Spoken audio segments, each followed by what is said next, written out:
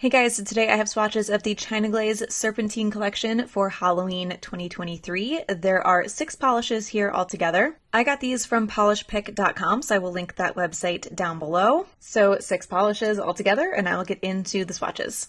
The first polish is called Pantheon Goddess, and this is described as a tantalizing silver metallic with streaks of blue and purple pearlescent sparkles. So decently opaque. I had some brush strokes through that silver base, and the shimmer stood out pretty nicely. It was like kind of contrasty, kind of not. It was a little more subtle, but it was definitely there. My gripe with this one is that I feel like it felt like it was drying as I was working with it. I was actually expecting it to dry matte, because that can happen when matte polishes dry really quickly, but I just felt like I was scrambling to get it on my nail, that I didn't have a lot of time to work with it, and it ran a little bit thick for me, so not my favorite. Obviously, it did cover completely in 2 coats because it was very opaque in one. So that is 2 coats of Pantheon Goddess. The next polish is called Caution Might Bite, and this is described as a fiery crimson red-orange with bright orange shimmer. This had a great formula, very saturated base, just very opaque in general. The shimmer stood out really nicely. It just had a little bit of nail line showing after that first coat. This built up really well and easily covered for me in 2 coats. I actually can't see that nail line at all in my footage, so I probably could have walked away with 1, but I still think 2 is best. So that is 2 coats of Caution Might Bite.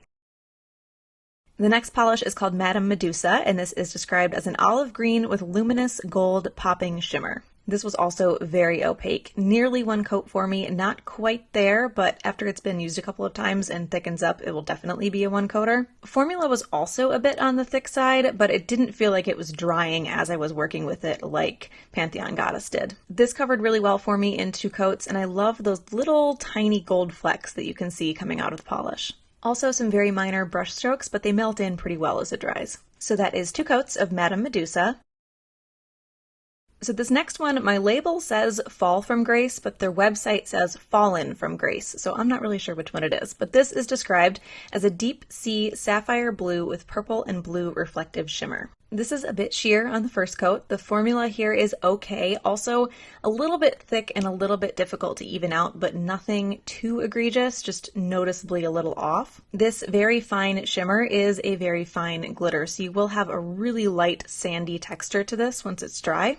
It's not the most intense thing ever, but it is still going to be a little bit more difficult to remove. This covered completely for me in 2 coats, but I could see maybe needing 3. So that is 2 coats of Fall from Grace or Fallen from Grace, not sure.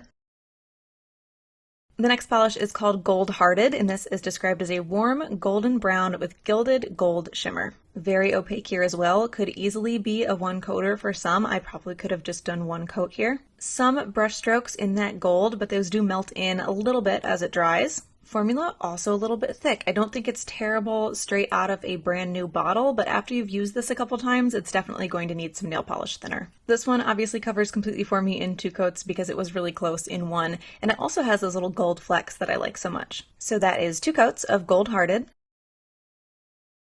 And the last polish is called Slither, and this is described as a cool black with a fine gold iridescent shimmer. Pretty good formula on this one. It's still a little bit thick, but not as thick as others in the collection. Also pretty opaque, but not as opaque as others in the collection. Those little gold flecks stand out pretty nicely against that deep base, and this did cover completely for me in 2 coats. So that is 2 coats of Slither.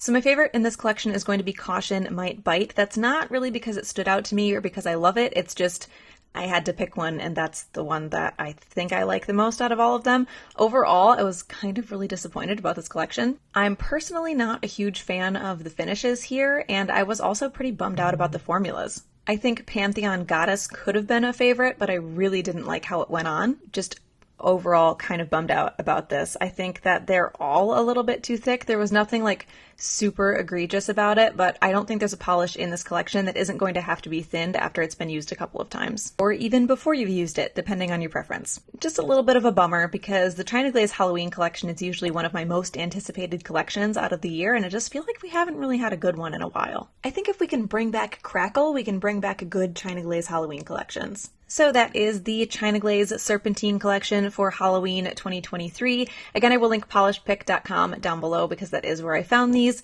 Hope you guys enjoyed this one, and I will talk to you later.